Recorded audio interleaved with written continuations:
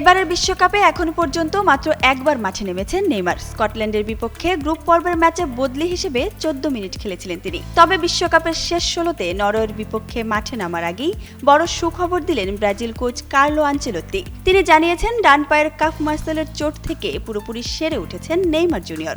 এখন পুরো 90 মিনিট খেলার মতোই ফিট রয়েছেন তিনি। ফলে এই ম্যাচটিতে নেইমার ভক্তদের বহুল প্রতীক্ষিত সেই সময় হয়তো ধরা দিতে চলেছে।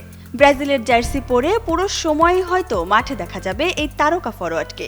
ক্লেমন নিয়ে এলো বিরাট কারবার। ইউনিক কোডটি সাবমিট করলে জিততে পারো লক্ষ লক্ষ গিফট।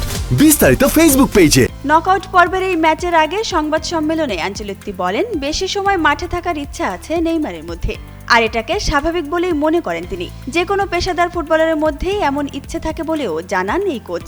নেইমার শুরুর একাদশে থেকে পুরো ম্যাচ খেলতে পারবেন কিনা এমন প্রশ্নের জবাবে আনচেলত্তি বলেন সে পুরোপুরি সক্ষম। তিনি আরও বলেন, নেইমারের বিশাল অভিজ্ঞতা তাকে খেলার গতি নিয়ন্ত্রণ করার ক্ষমতা দেয়। প্রয়োজনের মুহূর্তে দল তার উপর ভরসা করবে।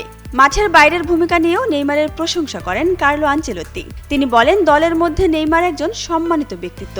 পুরো টুর্নামেন্ট জুড়ে ভালোভাবে অনুশীলন করেছে সে। তার ফুটবল দক্ষতা আর পেশাদারিত্বের কারণেই সে এখনও দলের গুরুত্বপূর্ণ সদস্য। এত কম সময় খেলার পরেও তিনি জানিয়েছেন 34 বছর বয়সী এই ফরোয়ার্ড পুরোপুরি সেরে উঠেছেন। প্রয়োজন হলে পুরো ম্যাচ খেলার জন্য প্রস্তুত রয়েছেন নেইমার জুনিয়র।